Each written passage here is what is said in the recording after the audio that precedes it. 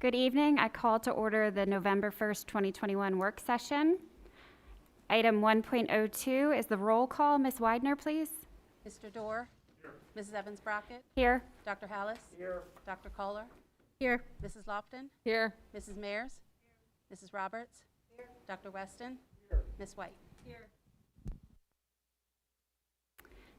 Thank you. Item 1.03, I'm looking for a motion to approve the agenda as presented. So moved. A motion and a second. Are there any questions? All those in favor? Aye. Any opposed? Motion carries. Item 1.04 is comments on any topic. We will accept public comments at this time. I'll start by calling those up that have signed in. I think everyone that's here has heard the procedures numerous times, so I won't repeat myself.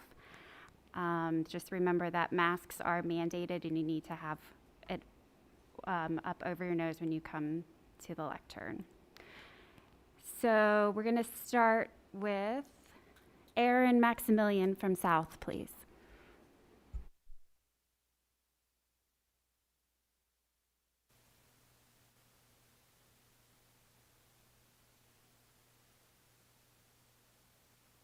There we go. My name is Erin Maximilian, and I'm a teacher at South. I'd like to start by saying that I have been a loyal and productive teacher in the district since 1998. I would love to keep my job as I truly do care about the children. I'd like to share with you an article from the Bloomberg News that was published last Thursday, October 28th. The title of this article is, "Vaccinated People Also Spread the Variant, Year-Long Study Shows." This article begins by saying people inoculated against COVID-19 are just as likely to spread the Delta variant of the virus to contacts in their households as those who haven't had shots, according to new research. In a year-long study of 621 people in the UK with mild COVID-19, scientists found that their peak viral load was similar regardless of vaccination status, according to a paper published Thursday in the Lancet Infectious Diseases Medical Journal. The article goes on to say that the research also showed that immunity from full vaccination waned in as little as 3 months. This is a recent peer-reviewed study from a reputable medical journal. Currently, PV is requiring only unvaccinated staff members to participate in weekly assurance testing. If we are following the latest and greatest science, it's time for the assurance testing rules to actually embrace science and equality and apply to everyone. If this is truly about our health and keeping everyone safe, then follow the science. Many vaccinated staff members are eager to get their booster shots, which they are certainly free to do. However, I have also spoken with several vaccinated staff members who say they will not be getting a booster shot for a variety of reasons. The CDC is even considering changing their definition of what it means to be fully vaccinated to include all available booster shots. They are already discussing a second booster. If staff members choose not to get the booster, according to the CDC, they may also be considered not fully vaccinated. Will they also be required to test each week or face unpaid leave? This isn't just me whining about having to get tested each week. I'm bringing attention to the fact that staff members are being coerced into this testing against their will. You want your income? Then you will do what we tell you, even though it may violate your personal beliefs and is a physical intrusion into your body. The main question is this: what is your objective with this assurance testing? If it's to mitigate the risk of transmission and to keep our children safe, then follow the science in the published study that I just referenced and make the assurance testing rules equal for everyone, regardless of vaccination status. Thank you.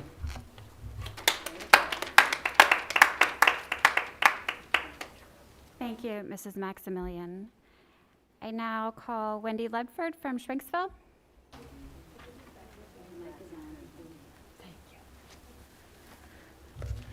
Good evening. My name is Wendy Ledford, and I'm a secretary at Schwenksville Elementary. I would first like to mention that I've been a secretary with the district since 1996. I'm really good at what I do, and I would like to continue to do my job for the foreseeable future. I'm here this evening to speak for those who are too afraid to speak for themselves. We are hoping to bring to light the discrimination at Perkiomen Valley School District between vaxxed employees and unvaxxed employees. The most recent MOU approved by the school board grants those employees who are vaxxed up to 8 sick days returned to them with a COVID-19 diagnosis, while those who are unvaxxed are not given the same consideration. This is just one more slap in the face to those employees who choose, for either religious or medical reasons, to forego the injection. I called the county, and I believe all 10 PVSD employees who have been diagnosed with COVID-19 so far this school year have been fully vaccinated. It's time to stop the testing of the unvaxxed and just allow employees to stay home when sick to help stop the spread. The chances of an asymptomatic person spreading COVID-19 is nearly zero. It is time for Perkins Valley District to step away from their overreaching when it comes to the choices for medical procedures and leave those choices for parents and staff. The district's mission is to cultivate an inclusive community of learners empowered to grow intellectually, socially, and emotionally. Our mission is not to take over as medical providers for students nor staff. The focus should always be on education and not medication. We've been in this health crisis for a long time now, and the spread from within our buildings and/or buses has not been shown. We believe it is past time to go back to normal. No more masks, no more testing, no vaccine mandates. This virus is 99% survivable for most age groups, and there are more and more therapies available to assist in recovery and avoid hospitalization. Mainstream media might not be sharing this information because that isn't profitable for anyone, but there are more doctors speaking the truth every day. We are asking all of you to bring this to an end now. Thank you.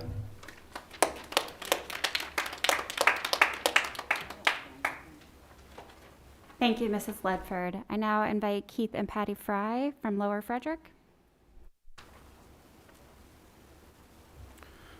Good evening, Keith Fry, Lower Frederick.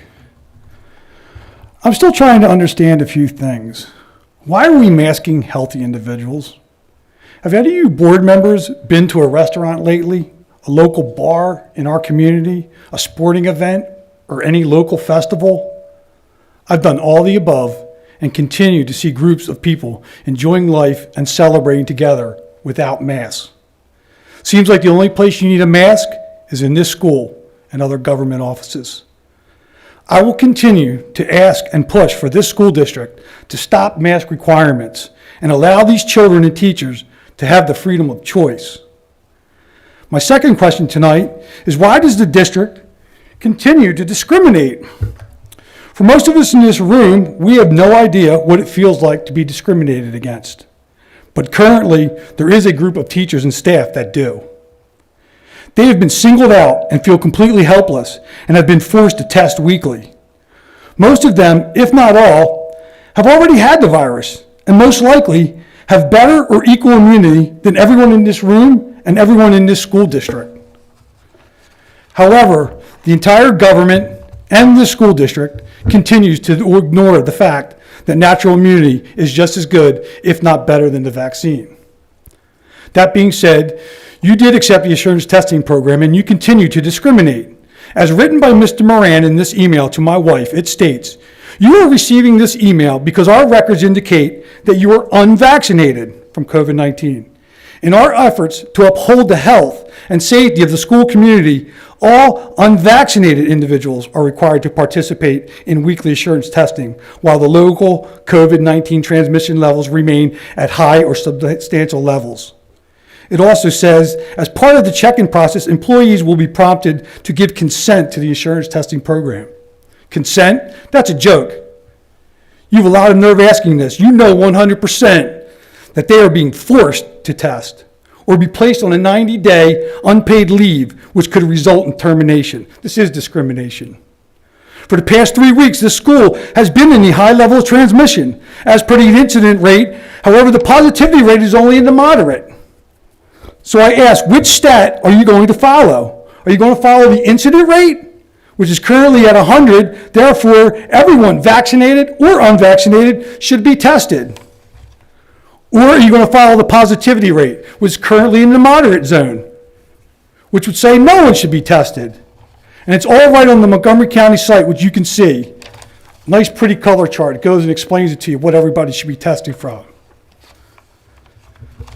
I leave by saying you all should be ashamed. You should feel horrible that you are forcing these tests on these teachers and this staff. They are our community members, they're our neighbors, and they're our friends. Your time, I need you just. These unvaccinated individuals are healthy, loving people, and are trying to do their jobs and help our children learn and grow. Stop discriminating.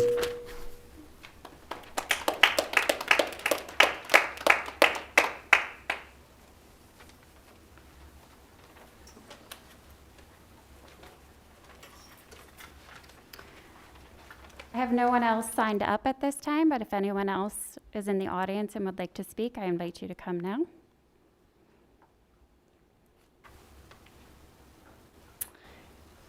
Seeing no other public comments, we're going to move on to Section 2, Reports and Presentations. Item 2.01, the Student Liaisons Report. Tonight we have Mr. Schaefer here. Do you have any report for us? I do have a report. It's great to be here, albeit solo. Christian does send his regards, but it just gives me more time to talk, so that's great. All right, so some major highlights since the last time we've been here. Our boys football team won the PAC championship this last Friday, and the student section stuck out all 3 hours of 40-mile-an-hour winds and torrential downpour. That was fun. A Hall of Fame added some new members to the esteemed cast of Perkiomen Valley Legends. Congratulations to all of the inductees, and thank you to Mr. Collins and his team for organizing that event. Our girls cross-country team ran great at districts and is headed to states next week. Our boys soccer team made a run at districts, but unfortunately just came up a little bit short. We had our pep rally and homecoming dance about 2 weeks ago, and both went phenomenally well. My favorite part being when the freshmen beat the seniors in tug of war. Our school newspaper, The Voice, just put out a print paper last week, and another one is coming early December. The Take Action Club took action and helped clean up some local trails and parks around the schools and around the community. Our musical, the 25th Annual Putnam County Spelling Bee, has been announced and will be practicing all the way up until the spring. Our teachers have been incredible and helped us through the first marking period, which will be ending next Tuesday. The students have finally settled in and buckled down and are finally ready for fall break. Thank you. Have a good night. Thank you, Mr. Schaefer. That was very informative and entertaining. Item 2.02, the President's Report. I'm going to hold my report until next week. So 2.03, Superintendent's Report. Dr. Russell, please. Thank you, Mrs. Evans-Brockett. Good evening, everyone. I have a few topics this evening. I again want to focus in on those values that we've defined as part of our comprehensive plan and make sure that I help you to know how we are aligned to upholding those values in our district. I'll focus on partnerships this evening with some of the activities of the past month and how it helps us to be partners with students, family, staff, and community. So I have a couple of points of interest this evening. Mr. Schaefer did talk a little bit about the Hall of Fame. I'll echo some of his comments there, along with some of those other topics. And again, we do believe that students and family, staff, and community share in that responsibility for learning of our students. So I mentioned last month that we were having this Student Voice event here in our high school library. Here are some pictures and some follow-up to that event. Our students really did an outstanding job presenting on a policy or a law that they felt needed to be changed to improve their lives or the lives of others. And here you see a group of middle school students who presented on recycling. And we have some other high school students who also presented on some different policies and their justification for why they should be changed. We have some more high school students in the upper left. They came from Springford. So this was a joint effort. We had representatives here, Cerisi, Pennycook, and Webster, along with Senator Muth, who represent areas that include Springford Area High School. So Springford sent 2 teams of students who also shared their voice and their thinking around these policies. We had some school board members, teachers, and administrators in attendance as well, along with some students from West who were there to observe. But it was really an impressive event on the part of our students, and I applaud them all. Shifting to the Hall of Fame, I too want to echo what Mr. Schaefer shared. It was a really wonderful event, and it is nice to recognize individuals who have come to serve as role models for us, for our students, and indicate to our students, demonstrate what is possible. And we had some wonderful inductees. These are the 2020 inductees. being inducted in 2021 because of the pandemic. So you see a couple of them that were available in person. We had Jen Carfagno, and Jen, if you know Jen, there's a little video here from Jen that I'll show. Jen is, she works for the Weather Channel. And Jen was a student of Perkiomen Valley, went to Penn State, and landed a job working for the Weather Channel. Let me see if I can get this to play. Hi, Perkiomen Valley. I'm Jen Carfagno, 1994 graduate of Perkiomen Valley High School and currently meteorologist and host of America's Morning Headquarters on the Weather Channel. I am incredibly honored to be included in the PV School District Hall of Fame, especially alongside some of my teachers like Mr. Keenan, coaches like Mrs. Fenstermacher, and principals like Dr. Manley. High school is such a special time. So many great memories from high school. For me, including the lip sync competition. Do you still do that? And the football games, and some of my very favorites are from athletics. On the field hockey field, on the track, even inside, running the halls and stairs on bad weather days. You know, I developed my fascination with the weather early in life, but it was definitely at PV where I realized that it could be a career. I am eternally grateful to teachers like Mr. Cochran in technology, who helped me make my first local on the AIDS forecast using Lotus 123, Dr. Russell, who I had for chemistry, Mr. Maxwell in environmental science, Mr. Bannister, my homeroom teacher, who was also a pilot, and Mr. Flango for calculus, who all helped guide my interest in science and weather forecasting. Truly, I wish I had time to go back and name every single teacher I had. Looking back, there was a takeaway from all of them. The note-taking on Shakespeare and the storytelling learned from listening to social studies teachers, and the fitness, that mindset learned in PE. Our lives and a career are not a single subject. It's a curation, and you have the best here at PV to help you create that. So thank you again. It is really an honor to be included in the PV School District Hall of Fame. Go Vikings. So that was very nice of Jen to make that in her studio there in Atlanta. So Jen lives in Atlanta and was unable to attend, but sent that video, and we're appreciative of that. We had Mr. Scott Furman, who taught phys ed here for a very long time, along with coaching.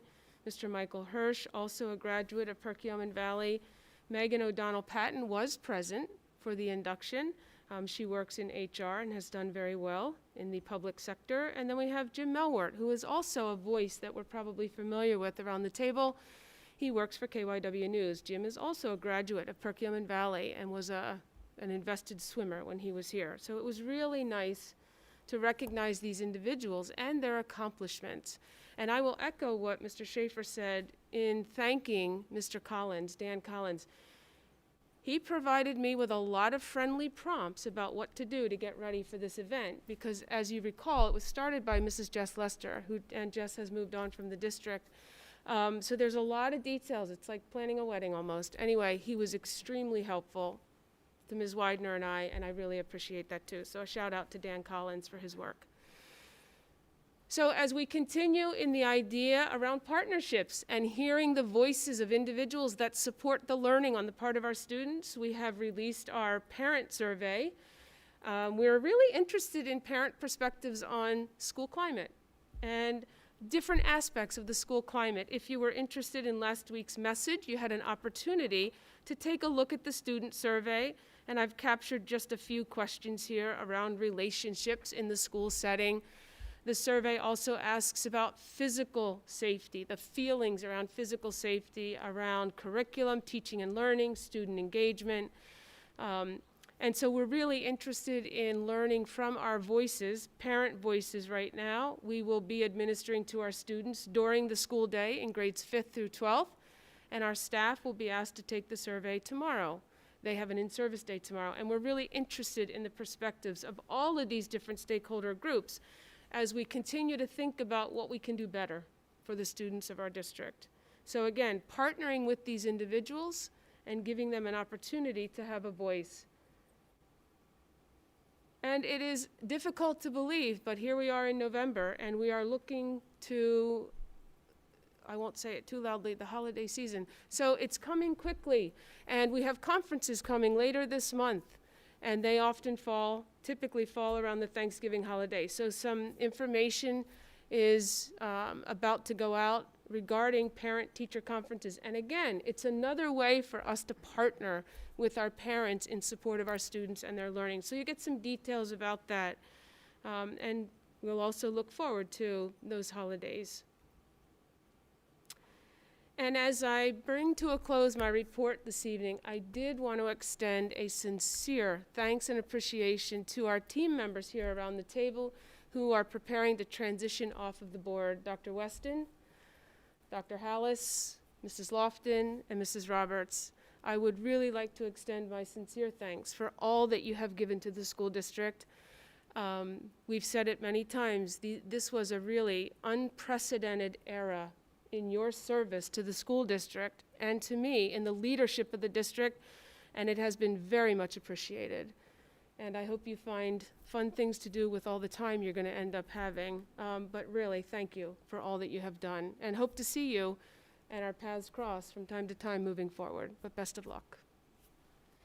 And that ends my report. Thank you, Dr. Russell. Moving on to item 2.04, the solicitor's report. Mr. Subers, do you have any report tonight? I have no report. Thank you. Item 2.05, board and district committee reports. Again, this month, we're going to go through the committees, and the board co-chair will give a brief update.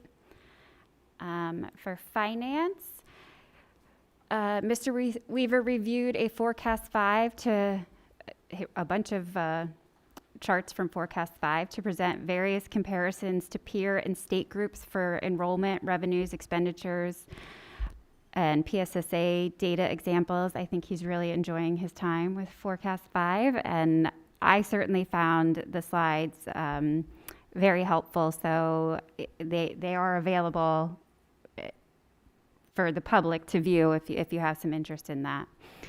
Mr. Weaver also presented a first look revenue for the 2022-23 general fund budget. Mr. Ganesh presented some information on updating our sound and technology equipment for school board and committee meetings, and this will continue to be reviewed in future safety and operations committee meetings. And Mr. Weaver also updated the committee on vehicle needs, and we'll find out more about that tonight. Continue to look at policy 816 on social media.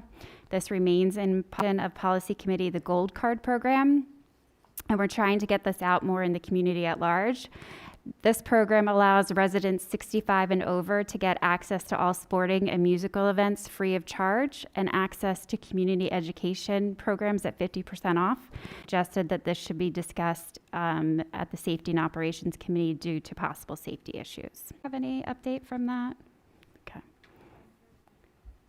We're meeting again, I believe, on the 3rd, correct? Mrs. Evans Brockett. We met October, and we also, Ms. Smith talked about the graduation requirements that are, I guess, broadening it for the class of 2023. Students will be able to have a few different ways to show that they are proficient for the Keystone exams. And I know Mrs. Smith said that they're working on figuring out professional development tomorrow. PV's doing that. The year is part of program planning and different courses. We cover the school. Did a fantastic job out instituting the Black History course. So it was great to have students of how to make the exams possibly have more participation. Looked at our mission statement, the advanced placement proposal, and also talked about, so hope to see people there. I'm not sure when the next one is. I'll have to. Safety and operations, Mr. George, is Mr. Hallis this week? Mr. Hallis. Hi. Or Safety Dr. and Hallis, my operations, apologies.